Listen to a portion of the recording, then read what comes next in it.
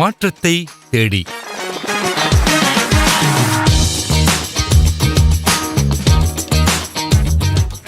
மாறும் இந்த உலகில் இறைவனின் வார்த்தை ஒன்றுதான் என்றுமே மாறாதது.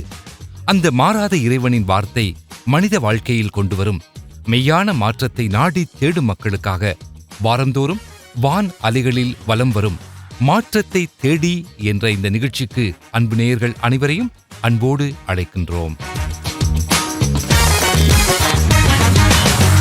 அன்பு நேயர்களே, கடந்த வாரம் மாற்றத்தை தேடி நிகழ்ச்சியை செவிமடுத்து கருத்துக்களையும் விமர்சனங்களையும் அனுப்பி வைத்தவர்களுக்கும் மற்றும் தொலைபேசியிலே தொடர்பு கொண்டவர்களுக்கும் எமது உள்ளத்தின் ஆழத்திலிருந்து நன்றிகளை தெரிவித்துக் கொள்கின்றோம். தொடர்ந்து நிகழ்ச்சியை செவிமடுப்பதோடு நிகழ்ச்சி குறித்து மற்றவர்களுக்கும் அறியச் செய்யுங்கள்.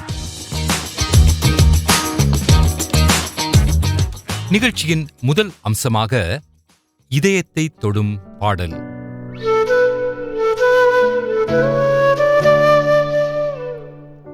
வாழ்க்கையிலே நீங்கள் செய்த ஒரு தவறை உணர்ந்து மன்னிப்பு கேட்ட பின்பும் நீங்கள் செய்த தவறை மீண்டும் மீண்டும் சுட்டிக்காட்டி மற்றவர்கள் உங்களை வேதனைப்படுத்திய சந்தர்ப்பங்கள் உண்டா? அல்லது பல வருடங்கள் கடந்த பின்பும் நீங்கள் செய்த தவறை மறக்காமல் அதை நினைவுபடுத்தி மற்றவர்கள் உங்களை குற்றப்படுத்தி அவமானப்படுத்திய அனுபவத்துக்கூடாக போயிருக்கிறீர்களா? ஒரு நாள் ஒரு பாடசாலை மாணவன் அணிந்து வந்திருந்த விலை உயர்ந்த ஒரு கைக்கடிகாரம் களவு போய்விட்டது. உடனே வகுப்பு ஆசிரியர் மாணவர்களை நோக்கி, எடுத்தவர் அதை திருப்பிக் கொடுத்து விடுங்கள் என வினயமாகச் சொன்னார். ஆனால் எவருமே முன்வராத காரணத்தால் மாணவர்கள் அனைவரையும் அவர் வரிசையாக நிற்க வைத்து அவர்களின் காற்சட்டை பையை பரிசோதிக்கப் போவதாக கூறினார். ஆனால் அதை எடுத்த மாணவன் யார் என்பதை மற்ற மாணவர்கள் அறியக்கூடாது என்பதற்காகவும் எடுத்த அந்த மாணவனை அவமானப்படுத்தக்கூடாது என்பதற்காகவும் அவர் எல்லோரையும் நோக்கி, உங்கள் கண்களை இறுக மூடிக்கொள்ளுங்கள் என கூறிவிட்டு ஒவ்வொரு மாணவனின் அருகிலும் வந்து அவர்களின் காற்சட்டை பையை சோதிக்க ஆரம்பித்தார். கடைசியாக ஒரு மாணவனின் காற்சட்டை பையில் அந்த கைக்கடிகாரம் கண்டுபிடிக்கப்பட்டது. அதை வெளியெடுத்த ஆசிரியர் அதை உரிய மாணவனின் கையில் கொடுத்தார். ஆசிரியரின் இந்த பண்பான செயலால் அந்த கைக்கடிகாரத்தை எடுத்த அந்த மாணவனின் உள்ளம் உடைந்தது. இனி நான் மற்றவர்களின் பொருட்களை திருடுவதில்லை என தீர்மானித்தவனாய் நன்றாக படித்து பட்டம் பெற்று ஒரு சிறந்த டாக்டராக முன்னேறினான். பல வருடங்கள் கழித்து ஒரு நாள் இவன் பணிபுரிந்த அந்த வைத்தியசாலையில் மருத்துவ பரிசோதனைக்காக அந்த ஆசிரியர் வந்திருந்தார். ஆசிரியரை கண்டவுடன் அவன் அவரை அடையாளம் கண்டு கொண்டவனாக அவரை தனியே அழைத்துச் சென்று, ஐயா, என்னை நினைவிருக்கிறதா? நான் உங்கள் பழைய மாணவர்களில் ஒருவன். இன்று நான் ஒரு டாக்டராக இருப்பதற்கு நீங்கள்தான் காரணம். ஒருவேளை என்னை நீங்கள் மறந்திருந்தாலும் பாடசாலை நாட்களில் நடந்த ஒரு சம்பவத்தை சொன்னால் உங்களுக்கு நான் யார் என்பது நினைவில் வரும் என்று கூறிவிட்டு கைக்கடிகாரம் களவு போன அந்த சம்பவத்தை கூறி, ஐயா, அதை திருடியவன் நான் தான், இப்போது என்னை நினைவிருக்கிறதா என்று கேட்டானாம். உடனே அந்த ஆசிரியர், கைக்கடிகாரம் களவு போன சம்பவம் நினைவிருக்கிறது, ஆனால் அதை எடுத்தவன் யார் என்பது எனக்கு தெரியாது. ஏனென்றால் அந்த நேரத்தில் நானும் என் கண்களை மூடியிருந்தேன் என்று கூறினாராம். ஆசிரியரின் அந்த உயரிய பண்பை எண்ணி நன்றி பெருக்கினால் அவனுடைய கண்களில் கண்ணீர் வழிந்தோடியது. அருமையானவர்களே, ஒருவேளை இந்த உலகம் நீங்கள் எப்போதோ செய்த ஒரு தவறை சுட்டிக்காட்டி உங்களை குற்றப்படுத்திக் கொண்டே இருக்கலாம். ஒருவேளை உங்கள் மனைவி, கணவன், ஏன் பிள்ளைகள் கூட உங்களை மன்னிக்காமல் போகலாம். ஆனால் உங்களை நேசிக்கும், உங்களை மன்னிக்கும் ஒரு இறைவன் உங்களுக்கு இருக்கிறார். ஆம், நீங்கள் செய்த தவறுகள், பாவங்கள் எதுவானாலும் அதை உண்மையாய் உணர்ந்து ஆண்டவராகிய இயேசுவிடம் கூறும் பொழுது அவர் உங்களை மன்னித்து நீங்கள் மறுபடியும் ஒரு புது வாழ்வு வாழ அவர் உங்களுக்கு உதவி செய்வார். பரிசுத்த வேதாகமத்திலே நாம் இப்படியாக வாசிக்க காண்கின்றோம், நான் அவர்களுடைய அநியாயங்களை மன்னிப்பேன், அவர்களுடைய பாவங்களை ஒருபோதும் ஞாபகத்தில் வைத்திருக்க மாட்டேன் என்று கர்த்தர் அறிவிக்கின்றார்.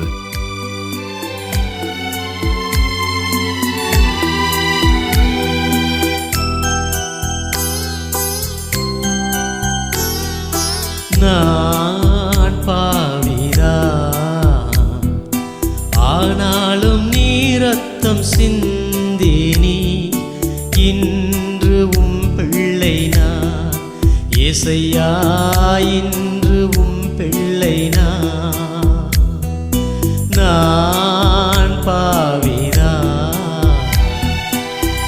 ஆனாலும் நீ இரத்தம் சிந்தி நீ இன்று உம் பிள்ளை நான். ஏசையா, இன்று உம் பிள்ளை நான்.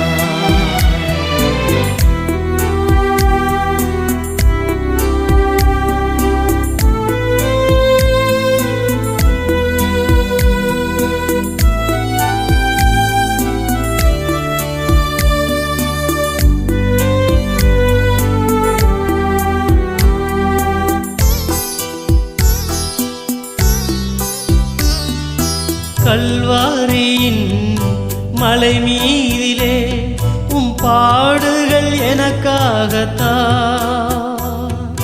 கல்வாரியின் மலை மீதிலே உம் பாடுகள் எனக்காகத்தான்.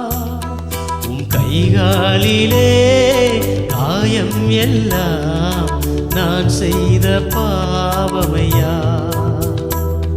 உம் கைகாலிலே காயம் எல்லாம் நான் செய்த பாவமையா.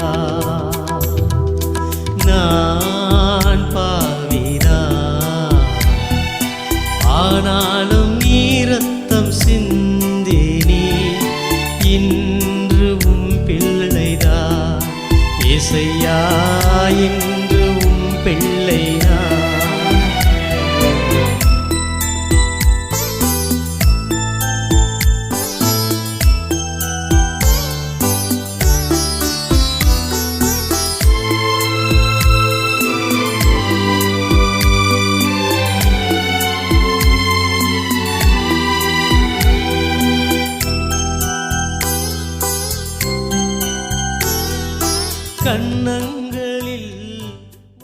நிகழ்ச்சியின் அடுத்த அம்சமாக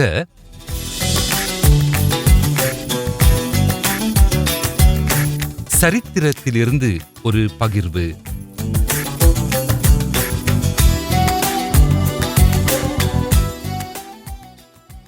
அடுப்பூதும் பெண்டிருக்கு படிப்பு எதற்கு என்ற எண்ணம் சமுதாயத்தில் நிலவி வந்த ஒரு காலகட்டத்தில் பெண்களின் கல்விக்கென தென்னிந்தியாவில் ஆரம்பிக்கப்பட்டதான முதல் மகளிர் கல்லூரி எது என்பது உங்களுக்கு தெரியுமா? அதை ஆரம்பிக்க காரணமாய் இருந்தவர் 14 வயதை நிரம்பிய தன் இரு கால்களும் ஊனமுற்ற ஒரு மாற்றுத்திறனாளி என்பது உங்களுக்கு தெரியுமா? இன்றைய சரித்திரத்தில் இருந்து ஒரு பகிர்வு அதை உங்களுக்கு கொண்டு வருகிறது. கேட்டு பாருங்கள். சாரா டக்கர் கல்லூரி என்பது இந்தியாவில் தமிழ்நாட்டின் திருநெல்வேலி மாவட்டம் பாளையங்கோட்டில் உள்ள ஒரு மகளிர் கல்லூரியாகும். இதுவே தென்னிந்தியாவில் தொடங்கப்பட்ட முதல் மகளிர் கல்லூரியாகும். இங்கிலாந்தின் சாராள் டக்கர் மற்றும் அவரது நண்பிகள் அதற்கான பணத்தை திரட்டி திருநெல்வேலி மாவட்டத்தில் ஒரு தொடக்க பள்ளிக்கான ஆசிரியர்களை பயிற்றுவிக்கும் ஒரு கல்விக்கூடமாக இதை ஆரம்பித்து வைத்தனர். அதன் பின்னர் சாரா டக்கர் உயர்நிலைப் பள்ளி தொடங்கப்பட்டது. அதன்பின் 1895 இது ஒரு கல்லூரியாக தரம் உயர்த்தப்பட்டு இன்று இது ஒரு முதுகலை கல்வி நிறுவனமாக விளங்கி வருகிறது. இந்த கல்லூரியில் ஆய்வகங்கள், நூலகம், கணினி மையம், விளையாட்டு அரங்கு போன்றவை அமைந்துள்ளதுடன் அங்கு அமைக்கப்பட்டுள்ள 5 விடுதிகளில் சுமார் 600 மாணவியர் தங்கியும் படித்து வருகின்றனர். இந்த கல்லூரி ஆரம்பித்து வைக்கப்பட காரணமாயிருந்தவர் அக்காலத்தில் இந்திய மிஷனரி சங்கத்தின் செயலாளராக சென்னையில் பணியாற்றிய ஜான் தக்கர் அவர்களின் சகோதரியான சாராள் தக்கர் என்பவராகும். ஜான் தக்கர் அவர்கள் பாளையங்கோட்டை பகுதியில் பணியாற்றிய போது அங்குள்ள பெண்களின் நிலைமையை பார்த்து வருத்தப்பட்டு எழுதிய கடிதம் இங்கிலாந்தில் உள்ள அவரது சகோதரியான சாராள் தக்கரின் வாழ்வில் ஒரு பெரும் பாதிப்பை ஏற்படுத்தியது. ஒரு மாற்றுத்திறனாளியான 14 வயதை நிரம்பிய சாராள் தக்கர் அடுப்போதும் பெண்டிருக்கு படிப்பு எதற்கு என நினைத்து பெண்களை கல்வி கற்பதற்கு அனுப்பாமல் வீட்டில் அடைத்து வைத்த அன்றைய காலகட்டத்தில் தனது இரு கால்களும் ஊனமுற்ற நிலையிலும் பெண்களின் கல்விக்காக தன்னை அர்ப்பணித்தவர் என்று சொன்னால் அது மிகையாகாது. அதற்காக தன்னுடைய 24 பவுன் நகைகள் மற்றும் தனது சக மாணவிகளிடம் சேர்த்த பணம் என்பவற்றை அவரது அண்ணன் ஜான் தக்கருக்கு அனுப்பி பெண்களுக்கான ஒரு பாடசாலையையும் அதற்கு தேவையான ஆசிரியர்களை பயிற்றுவிக்கும் ஆசிரியர் பயிற்சிக்கூடம் ஒன்றையும் உடனடியாக நிறுவும்படி கேட்டுக்கொண்டாள். அவ்வாறு சாராள் தக்கர் அனுப்பின முதல் உதவித்தொகையில் 1843 திருநெல்வேலி மாவட்டம் கடாட்சபுரத்தில் பெண்களுக்கான ஒரு ஆசிரிய பள்ளியும் ஒரு விடுதியும் கட்டப்பட்டது. கடாட்சபுரம் சாராள் தக்கர் ஆசிரிய பயிற்சி கூடத்தில் படித்து முடித்த ஆசிரியர்களை கொண்டு மிக குறுகிய காலத்தில் பாளையங்கோட்டை, தென்காசி, நல்லூர், திருநெல்வேலி போன்ற இடங்களில் 20க்கும் மேற்பட்ட கிளை பாடசாலைகள் தொடங்கப்பட்டன. தன்னால் எழுந்து நடக்க முடியாவிட்டாலும் படுத்த படுக்கையில் இருந்து கொண்டே தையல் வேலைகளை செய்தும் தனக்கு அறிமுகமானவர்களுக்கு கடிதம் எழுதியும் பணம் சேர்த்து அதை இந்த பணிக்காக அனுப்பி லட்சக்கணக்கான பெண்களுக்கு அறிவொளி ஏற்றி வைத்தார். கடைசி வரை திருமணம் செய்து கொள்ளாமல் தனது முழு வாழ்வையும் தமிழக பெண்களின் கல்வி பணிக்காகவே செலவிட்ட சாராள் தக்கர் ஒருபோதும் அவர் இந்தியாவிற்கு வந்ததே இல்லை.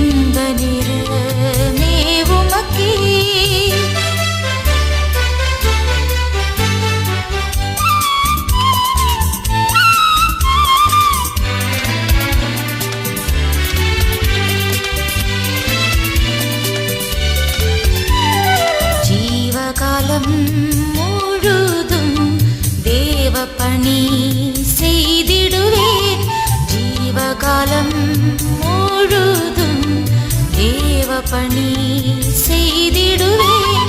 பூவில் கடும் போர் புரிகையில் காவும் உந்தன் கரந்தனில் வைத்து, பூவில் கடும் போர் புரிகையில் காவும் உந்தன் கரந்தனில் வைத்து தந்தேன் என்னை இயேசுவே இந்த நேரமே உமக்கே.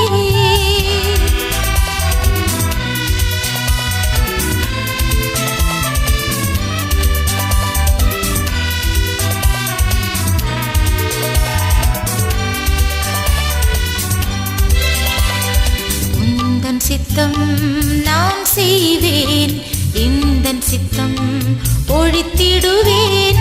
உந்தன் சித்தம் நான் செய்வேன். நிகழ்ச்சியின் அடுத்த அம்சமாக பரிசுத்த வேதாகமத்திலிருந்து ஒரு பக்கம்.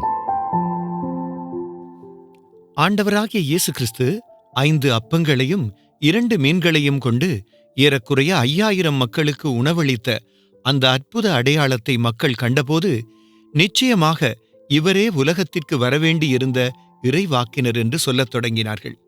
அதன் பின்னர் அவர் மக்கள் கூட்டத்தை அங்கிருந்து வெளியேற்றிக் கொண்டிருக்கையில், தான் செல்வதற்கு முன்னர் படகில் ஏறி மறுகரைக்குச் செல்லுமாறு சீடர்களை வற்புறுத்தினார். அவர்களை அனுப்பிவிட்ட பின்பு இயேசு தனிமையாக ஜெபம் செய்வதற்கென ஒரு மலையின் மேல் ஏறினார். பொழுது சாய்ந்தபோது அவர் அங்கே தனிமையாயிருந்தார்.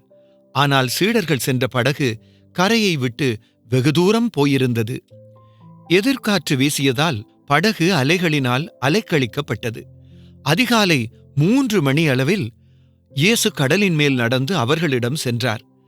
அவர் கடலின் மேல் நடந்து வருவதைக் கண்டபோது சீடர்கள் திகிலடைந்து அதோ ஒரு பேய் என்று கூறி பயத்தில் அலறினார்கள். உடனே இயேசு அவர்களிடம், தைரியமாயிருங்கள், நான்தான், பயப்பட வேண்டாம் என்றார். அதற்கு பேதுரு, ஆண்டவரே, உண்மையில் நீர்தான் என்றால் நானும் தண்ணீர் மேல் நடந்து உம்மிடம் வரும்படி கட்டளையிடுவீராக என்றார். அதற்கு அவர், வா என்றார். அப்போது பேதுரு படகை விட்டு வெளியே இறங்கி தண்ணீரின் மேல் நடந்து இயேசுவை நோக்கி வந்தார். ஆனால் அவர் காற்றைக் கண்டபோது பயமடைந்து கடலில் மூழ்கத் தொடங்கி, ஆண்டவரே, என்னை காப்பாற்றும் என்று கதறினார். உடனே இயேசு தமது கையை நீட்டி அவரை பிடித்து, விசுவாசம் குறைந்தவனே, நீ ஏன் சந்தேகப்பட்டாய் என்றார். அவர்கள் படகில் ஏறியபோது காற்று தணிந்தது. படகில் இருந்தவர்கள் அவரை வழிபட்டு, உண்மையாகவே நீர் இறைவனின் மகன் என்றார்கள். அவர்கள் மறுகரைக்குச் சென்று கனசரேத்து என்னும் இடத்தில் கரையிறங்கினார்கள். அந்த இடத்து மக்கள் இயேசுவை அடையாளம் கண்டுகொண்டதும் சுற்றுப்புறங்களுக்கு எல்லாம் செய்தி அனுப்பி நோயுற்றிருந்தவர்களையெல்லாம் அவரிடம் கொண்டு வந்தார்கள். நோயாளிகள் அவரது மேலாடையின் ஓரத்தையேனும் தொடுவதற்கு அவர் அனுமதிக்க வேண்டுமென அவரை கெஞ்சிக் கேட்டார்கள். அவரை தொட்ட யாவரும் குணமடைந்தார்கள்.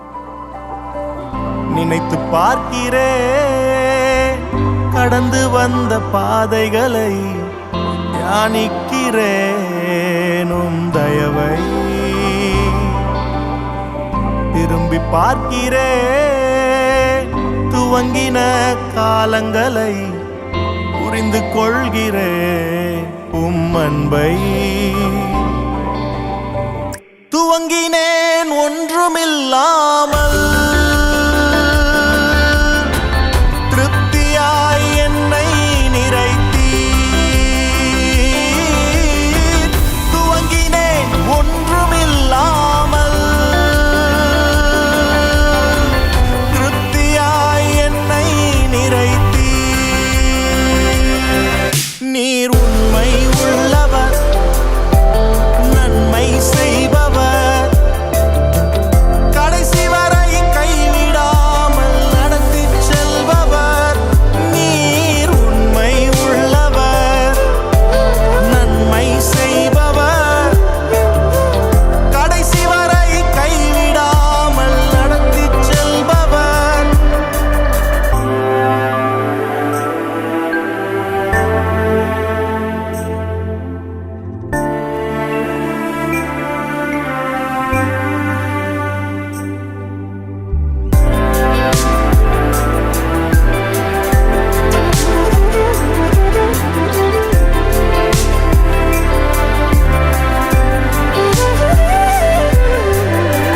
தரிசனம் ஒன்றுதான் அன்று சொந்தமே,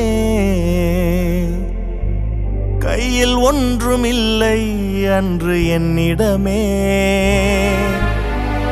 தரிசனம் ஒன்றுதான் அன்று சொந்தமே, கையில் ஒன்றுமில்லை அன்று என்னிடமே.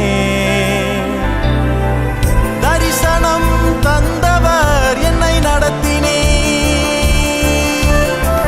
தலைகுனியாமல் என்னை உயர்த்தினீர். தரிசனம் தந்தவர் என்னை நடத்தினீர், தலைகுனியாமல் என்னை உயர்த்தினீர். நீர் உண்மை உள்ளவர், நன்மை செய்பவர், கடைசி வரை கைவிடாமல் நடத்திச் செல்பவர். நீர் உண்மை உள்ளவர், நன்மை செய்பவர், கடைசி வரை கைவிடாமல் நடத்திச் செல்பவர்.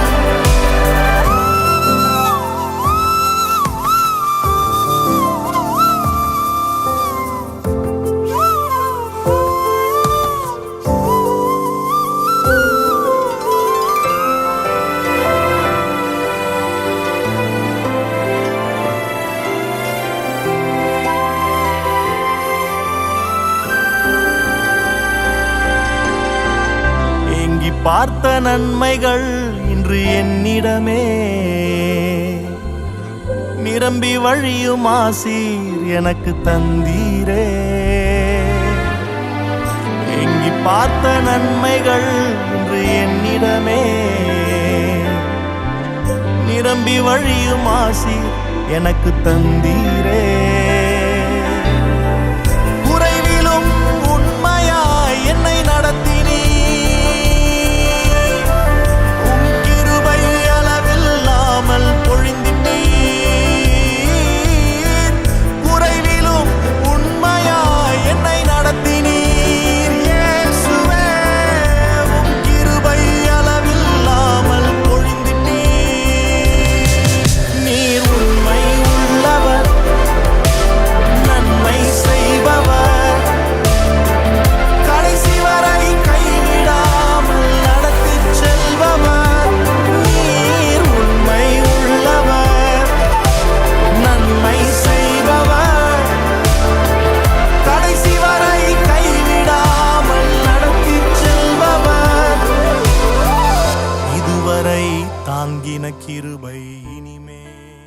நிகழ்ச்சியின் அடுத்த அம்சமாக இன்றைய நாளுக்கான தியான செய்தி.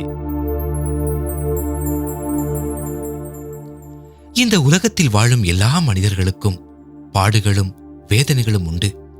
ஆனாலும் தேவன் தம்முடைய பிள்ளைகளுக்கென்று ஒரு விசேஷ தெய்வீக ஆறுதலை வைத்திருக்கின்றார். இதனை தன்னுடைய வாழ்க்கையில் அனுபவித்த பவுல் பாடுகளுக்கூடாக போகும் மற்ற விசுவாசிகளை திடப்படுத்தும்படியாக கொரிந்தியருக்கு எழுதிய 2ஆம் நிருபம் 1 அதிகாரம் 4ஆம் வசனத்தில், எங்களுக்கு வரும் சகல உபத்திரவங்களிலும் அவரே எங்களுக்கு ஆறுதல் செய்கிறவர் என எழுதுகின்றார். ஆம், எங்களுக்கு வரும் சகல உபத்திரவங்களிலேயும் இயேசுவே எங்களுக்கு ஆறுதல் செய்கின்றவர். இந்த மனித வாழ்க்கையிலே பாடுகளுக்கூடாக நாம் போகும்போது அந்த பாடுகளின் காரணமாக நமக்கு ஏற்படுகின்ற வேதனையின் நிமித்தம் நமக்குள் ஒரு கசப்புணர்வை ஏற்படுத்தி கொண்டு நம்மை நாமே அழித்துக் கொள்ளலாம். அல்லது அந்த பாடுகளின் மத்தியில் தேவனுடைய கிருபையினால் நமக்கு வைக்கப்பட்டிருக்கும் ஆறுதலினால் நம்மை தேற்றிக் கொள்ள முடியும். ஆனால் பொதுவாக சிலர் தம்முடைய பாடுகளின் மத்தியில் தேவனுடைய தெய்வீக ஆறுதலை நாடுவதை விட்டுவிட்டு தமக்கு ஏற்பட்ட அந்த வேதனையே நினைத்து நினைத்து தங்களை குறித்த ஒரு சுய பரிதாபத்தை வளர்த்து அதிலே ஒருவித திருப்தியை கண்டுகொள்ள பிரயாசப்படுகிறவர்கள் உண்டு. இன்னும் சிலர் தங்களுக்கு ஏற்பட்ட உண்மையான பிரச்சனை என்ன என்பதை ஆராய்வதை விட்டுவிட்டு தங்களுக்கு பிரச்சனை கொடுத்தவர்களை குறித்து சிந்தித்து சிந்தித்து அவர்களை குறித்து தமக்குள் ஒரு கசப்புணர்வை வளர்த்து கொண்டு அதிலே திருப்தி காண முற்படுவார்கள். இவை எந்த விதத்திலும் நம்முடைய மன காயங்களுக்கு ஆறுதலை கொடுக்கவே முடியாது. மாறாக இது நம்முடைய மனவேதனையை இன்னும் அதிகமாக தூண்டி விடுகிறதாகவே அமையும். நமக்கு ஏற்பட்ட ஒரு வேதனை நிமித்தம் அல்லது யாரோ ஒருவர் நமக்கு எதிராக செய்த கொடுமைக்காக நாம் நமக்குள் ஒரு கசப்புணர்வை வளர்த்துக் கொள்வதை குறித்து ஒருவர் கூறும்போது, இது நாம் மற்றவர்களை சாகடிப்பதற்காக நாமே நஞ்சறிந்து கொள்வதற்கு ஒப்பாகும் என கூறினார். ஆம், யாரோ ஒருவர் நமக்கு எதிராக செய்த கொடுமைக்காக நாம் நமக்குள்ளாக ஒரு கசப்புணர்வை வளர்த்துக் கொள்வதென்பது நாம் மற்றவரை சாகடிப்பதற்காக நாமே நஞ்சருந்திக் கொள்வதற்கு ஒப்பாகும். வேதாகமத்திலே 36ஆம் சங்கீதத்திலே தாவீது ராஜா தன்னுடைய உள்ள குமுறல்களை குறித்து எழுதும் போது, துன்மார்க்கனுடைய துரோக பேச்சு எனக்கு தெரியும். அவன் கண்களுக்கு முன்பாக தெய்வ பயமில்லை. அவன் தனக்குத்தானே இச்சகம் பேசுகிறான். அவன் வாயின் வார்த்தைகளில் அக்கிரமமும் வஞ்சனையும் உள்ளது. அவன் நன்மை செய்வதை விட்டுவிட்டான். அவன் அக்கிரமத்தை யோசித்து பொல்லாப்பை வெறுக்காதிருக்கிறான் என எழுதி கொண்டு போகின்றார். இங்கே தாவீதின் உண்மையான பிரச்சனை என்ன? தாவீதுக்கு விரோதமாக பேசப்பட்ட ஒரு துரோக பேச்சு. ஆனால் அவர் உண்மையான பிரச்சனையை விட்டுவிட்டு அவன் கண்களுக்கு முன்பாக தெய்வ பயமில்லை, அவன் தனக்குத்தானே இச்சகம் பேசுகிறான், அவன் வாயின் வார்த்தைகளில் வஞ்சனை உள்ளது என பிரச்சனை கொடுத்தவனை பற்றி சிந்திக்க ஆரம்பித்து விட்டார். ஆனால் 5ஆம் வசனத்தில் திடீரென அவரது பார்வை வேறு பக்கமாக திரும்புகிறது. கர்த்தாவே, உமது கிருபை வானங்களின் மேல் விளங்குகிறது, உமது சத்தியம் மேக மண்டலங்கள் பரியந்தம் எட்டுகிறது. தேவனே, உம்முடைய கிருபை எவ்வளவு அருமையானது என தன்னுடைய கண்களை தனக்கு மெய்யான ஆறுதலை தரும் கர்த்தரை நோக்கி திருப்புகின்றார். பிரியமானவர்களே, ஒரு உண்மையை சொல்ல போனால் நமக்கு ஏற்படும் பிரச்சனை உண்மையில் பிரச்சனையே அல்ல. ஏனெனில் நமக்கு தேவனுடைய ஆறுதல் இருக்கின்றது. ஆனால் அந்த பிரச்சனையை நம்முடைய ஒரு பிரச்சனையாக மாற்றிக்கொள்ளும் போதே நமக்கு பிரச்சனை ஏற்பட ஆரம்பிக்கின்றது. இதை கேட்டுக்கொண்டிருக்கும் அருமையானவர்களே, ஒருவேளை உங்கள் குடும்பத்தில் ஏற்பட்ட ஒரு இழப்பு, அல்லது பொருளாதார ரீதியாக உங்களுக்கு ஏற்பட்ட ஒரு நஷ்டம், அல்லது நீங்கள் அதிகம் நம்பியிருந்த ஒருவர் உங்களை கைவிட்டு விட்டதால் ஏற்பட்ட வேதனை, பரீட்சையில் தோல்வி, பல மாதங்களாக உங்களை வருத்தி கொண்டிருக்கும் ஒரு நோய், இப்படி பலவிதமான காரணங்களினால் என்ன வாழ்க்கை இது என உங்கள் வாழ்க்கையை நினைத்து கசப்புணர்வு கொண்டவர்களாக என்னை நானே அழித்துக் கொண்டால் என்ன என்று கூட நீங்கள் எண்ணியிருக்கலாம். அப்படியானால் ஆண்டவராகிய இயேசு கிறிஸ்துவின் நாமத்திலே நான் உங்களுக்கு சொல்லக்கூடிய ஆறுதலின் வார்த்தைகள், ஆண்டவராகிய இயேசு கிறிஸ்து உங்களை நேசிக்கின்றார். அவருடைய ஆறுதல் எப்பொழுதும் உங்களுக்கு உண்டு. உங்கள் வேதனையை நோக்கி பார்ப்பதை விட்டுவிட்டு உங்களுக்கு ஆறுதல் தர காத்திருக்கும் தேவனை நோக்கி பாருங்கள். இயேசு சொன்னார், வருத்தப்பட்டு பாரம் சுமக்கிறவர்களே, நீங்கள் எல்லாரும் என்னிடத்தில் வாருங்கள், நான் உங்களுக்கு இளைப்பாறுதல் தருவேன். அந்த நல்ல இயேசுவை நம்பி அவரண்டை வந்து அவர் தரும் ஆறுதலை பெற்றுக்கொள்வோமா? ஆண்டவராகிய இயேசு கிறிஸ்துவின் கிருபையும் சமாதானமும் உங்கள் ஒவ்வொருவரோடும் கூட இன்றைய நாளிலும் வரும் நாட்களிலும் கூட இருப்பதாக. ஆமேன். ஆறுதலின் தெய்வமே, உம்முடைய திரு சமூகம் எவ்வளவு இன்பமானது. ஆறுதலின் தெய்வமே, உம்முடைய திரு சமூகம் எவ்வளவு இன்பமானது. ஆறுதலின் தெய்வமே, உம்முடைய சந்நிதியில் தங்கியிருப்போர் உண்மையிலே பாக்கியவான்கள்.